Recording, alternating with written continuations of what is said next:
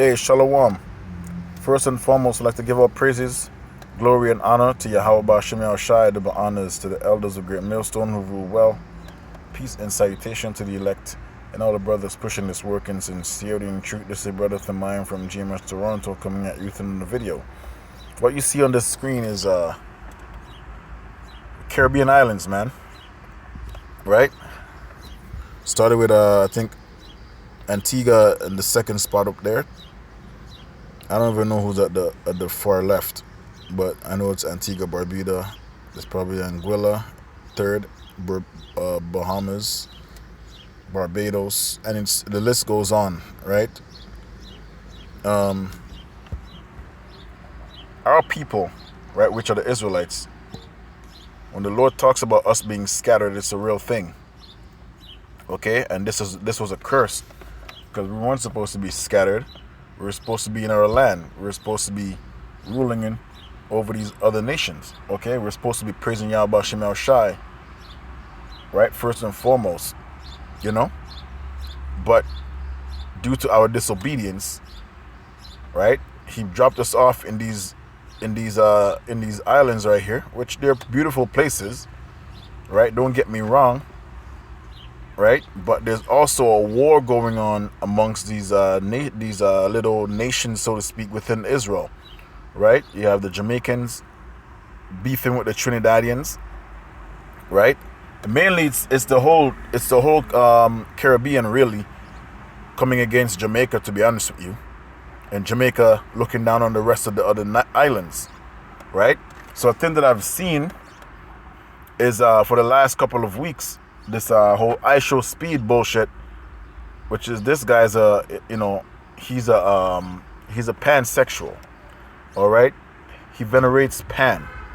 He went down to the Caribbean, and I really don't know what the fascination is about this guy. He doesn't do anything. There's no talent in this guy. He runs, thinks he's fast, right? We see professional athlete run. You know what I'm saying? He just streams. Film himself doing dumb shit, and people, man, this new generation need to go. Okay, and you know that's what he's known for. But the thing is, he came through, and all these people are trying to show him, oh, whose island is the best, and all that fuckery. And now you see them, oh, we're the best in the Caribbean, and we're this and that. We're better than Jamaica. We're better than Trinidad. But it's mainly Trinidad and Jamaica going at it with each other, man. And now you have Trinidad telling Jamaica, hey, your reggae music came from Calypso. And, you know, Trinidad has their version of Calypso, which they're not really going into. And Jamaica had their version of Calypso. My father used to sing Calypso. Okay? Every island have their version of Calypso. Where was Calypso started in Trinidad? I don't fucking know. Right? Was it started in Jamaica, which, you know, the reggae came from Bento, and the Bento from ska and all that stuff, right? Which evolved into reggae. And now it's just garbage. Okay? Anyways, this is an ongoing feud between these people, and this didn't just start now. It started in the 50s, okay? With this dude.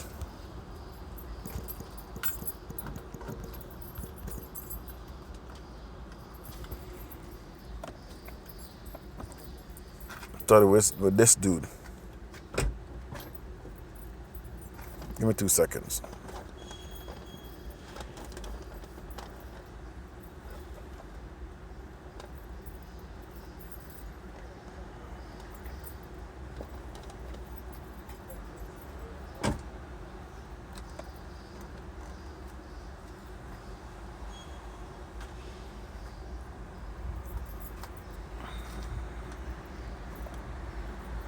All right.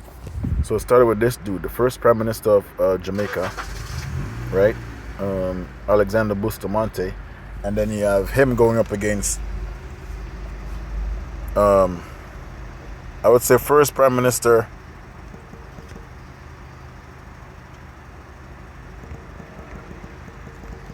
of Trinidad. Okay, let's see. Eric Williams. So Eric Williams and Alexander Bustamante, those two fucking losers. Okay, that's what I'm gonna call them. And they're all heathens, man. Okay? Eric Williams, obviously he's an Elamite. Because back then there wasn't, you Jakes weren't allowed to even being in politics because your parents didn't have money like that. So Alexander Bustamante and Eric Williams, they were pretty much trying to. There was a thing called what was this called again? The Federation or something like that.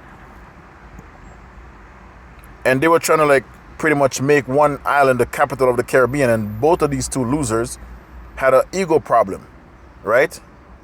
Alexander Bustamante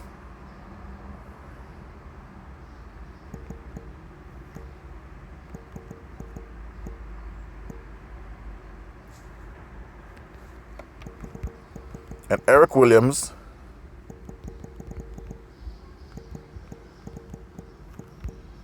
had problems, man.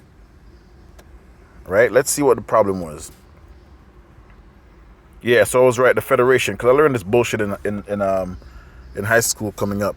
The conflict between Sir Alexander Bustamante of Jamaica and Dr. Eric Williams of Trinidad and Tobago was primarily a political and ideological clash over the future of the West Indies Federation.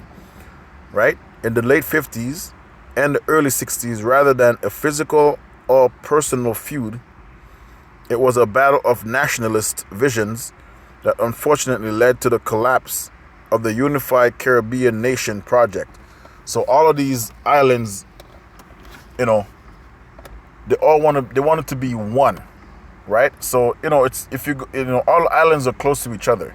At the end of the day, right? It's a hop and a skip and a jump away. But one of them, Eric Williams, wanted Trinidad, because these two nations, Jamaica and Trinidad, were both superpowers of the Caribbean. They still are today, right? When I say compared to the other islands, right? Jamaica had their bauxite, they had bananas, they had imports, right? They have a lot of exports, they had a lot of businesses going on. Same thing with Trinidad. Trinidad was like the next. They had oil. They had same thing, bauxite. They had gold. They had. They still have these things up to this day, and both of these two islands are still in fucking poverty, right? Believe it or not, So this is where the whole beef started with Alexander Bustamante of Jamaica and Trinidad. I'm just giving you just touching on the subject on how this whole shit beef started, because they all used to be one, and they had all heathens ruling our people at this time.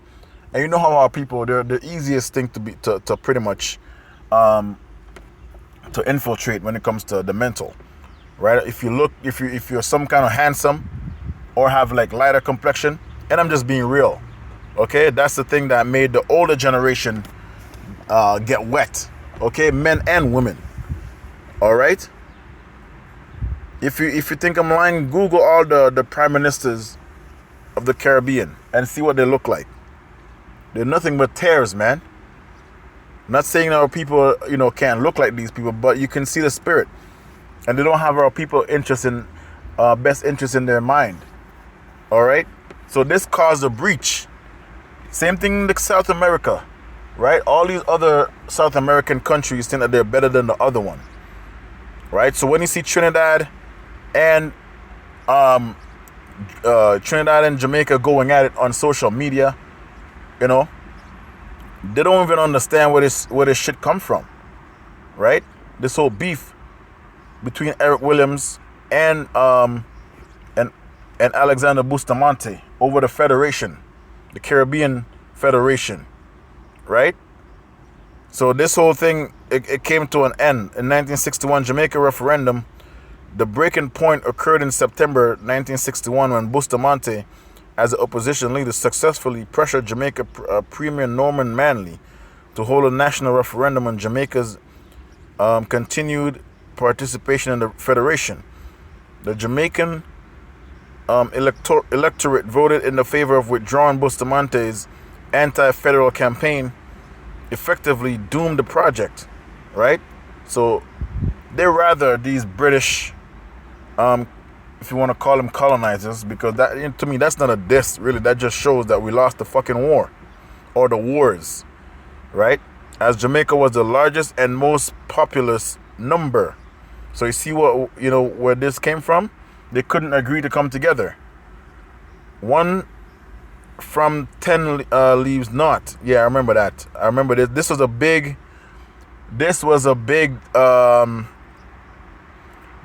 saying even up to this day. 1 from 10, which he's not. It's a metaphor, or you can say it's a personification, right, or an idiom, to say the least. 1 from 10 is not. So 1 from 10 is 0, right? That's what he's saying. Following Jamaica's exit, right? Eric Williams realized that Trinidad and Tobago was left in an untenable economic position, having to carry roughly 75% of the federal budget with less than half the seats in the federal government. In response, Williams famously declared 1 from 10 leaves not. Right, so the 1 from the letter 10, number 10, Salakia, it's 0, right? And pulled Trinidad and Tobago out of the Union, effectively ending the Federation. So you see, these guys couldn't come together on who's gonna rule the Caribbean. That's all it is. That's all it came down to. One motherfucker wanted to be the capital of the Caribbean, and the other one wanted to be the same thing. Right, and both of them, in my honest opinion, both of these islands, since they were the biggest, right, not including Guyana, which Guyana is bigger, right, most of these 2 islands could have easily, be the capital of the Caribbean, so to speak. They could have both ruled the Caribbean, one in the west and one in the east or south. Trinidad is south of, my island, and Jamaica is west of my island, okay, but they couldn't because they had the fucking ego. And this ego trickled down into the other islands, man. And now the separation came where the Jamaicans had a hatred for Trinidad, and Trinidad had a hatred for Jamaica up to this fucking day, right? And what are they beefing over? Garbage. They don't even know what they're beefing over. They don't even know what's going on, right? The 2 leaders later set aside their political differences to build bilateral relationships, formally meeting as independent prime ministers in the mid-1960s to foster regional cooperation, right? So this nonsense that happened with these 2 losers, which that's what I call them, right? These 2 losers, right, left our people desolate, man, because the poverty that could have easily went right, opposed to it going left. Both of these nations could have easily put their resources together, right? Opposed to one, which showed you that Trinidad put 75% of the money to put this federation together, and then Jamaica probably put 25 or whatever. But they couldn't come to fucking get it because Trinidad was gonna try and probably pull a fast one on Jamaica and say, "Hey, we put 75% of this money, so it's ours." You know what I'm saying? So you never know. This dude Bustamante probably had a fucking idea like, hey, this motherfucker's gonna double cross me, so let me just pull this shit out, right? But anyways, man, let's get to the scriptures. There's a breach. Close up the breach.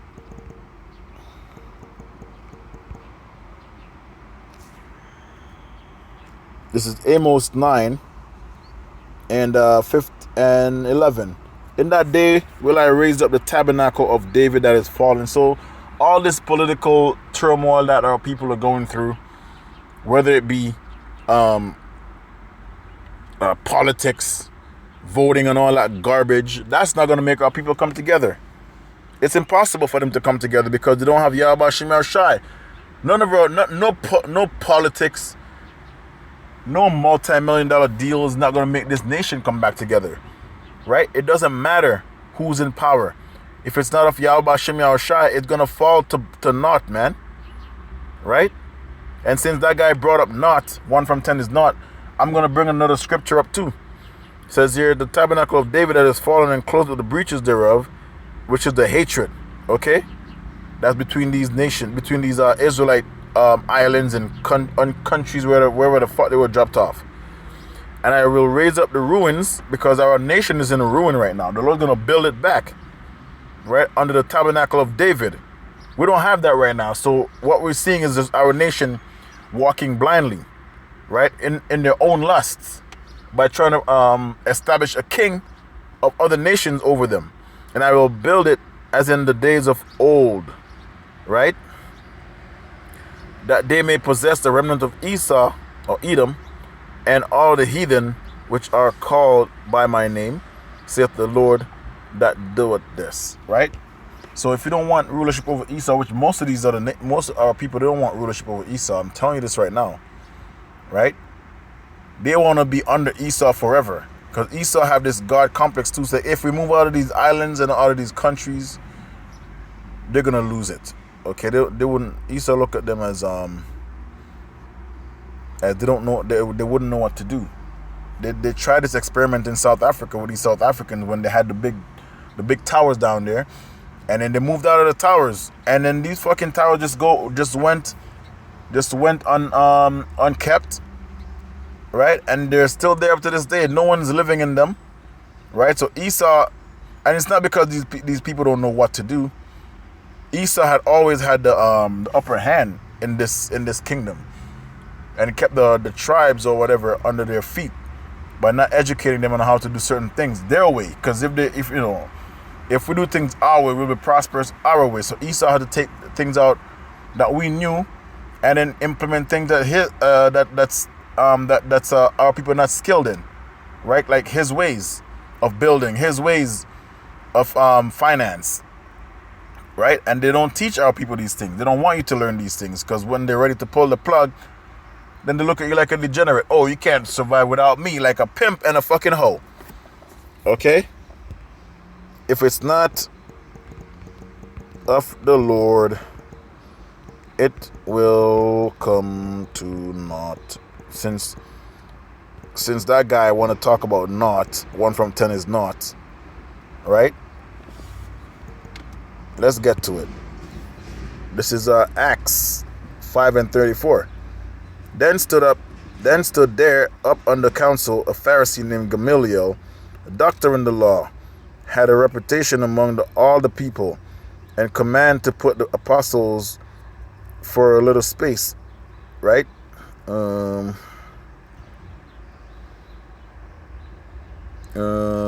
Let me just get right to the point. I'll read the whole thing, it's okay. And command the apostles to a little space, and said unto them, Ye men of Israel, take heed to yourselves what ye intend to do as touching these men. For before these days rose up Thaddeus, boasting himself to be somebody, which we can equate this to these dumbass prime ministers, which all of them were controlled by Britain, even up to this time, right? They weren't independent yet, so Britain really was the one behind these the Federation not coming together. Really, Esau Edom always had his hand up these jakes behind, man, and the puppet leaders that they put in there. All the leaders that came to the Caribbean, being the first prime minister and all that stuff, all of them were puppet of Britain, and most of them were heathens. Okay, that look like you, Jake. Says here, and about 400 joined themselves, whom was slain, and all as many obeyed him, were scattered and brought to naught. After this rose up Judas of Galilee in the days of the taxing, and drew away much people after him. He also perished, and all, even as many obeyed him, were dispersed. Says here in verse 38, and if I say unto you, refrain from these men, right, where the Lord told us not to have a king from these other nations, okay? And we're up to this day, we're voting for Democrats, Republican, which they're all heathens, okay? We're not supposed to vote for them. Caribbean, same thing. And let them alone, for this is a counsel. But for if this counsel or this work be of men, it will come to naught. Since you, Mr. Eric Williams, who like to talk about 1 from 10 is naught, yes, that wasn't of the Lord, so it came to naught, okay? But if it be of God, Yahweh Shem Yahshua, ye cannot overthrow it. That's why with the new building that we have right now, it will not come to naught. okay, which is the elect coming back, building back the tabernacles of David as we speak. It will not come to naught, okay? Telling our people that it'll be okay, right? It'll be okay. Once Yahweh Shemel Shai crack the clouds, once the elect is sealed, once the rebels of our people are purged, the saints will take the kingdom, man. That's when we'll be okay. Lest haply ye be found even to fight against Yahweh Shemel Shai, and all these organizations are against Yahweh Shemel Shai, so they have to crumble. Shalom.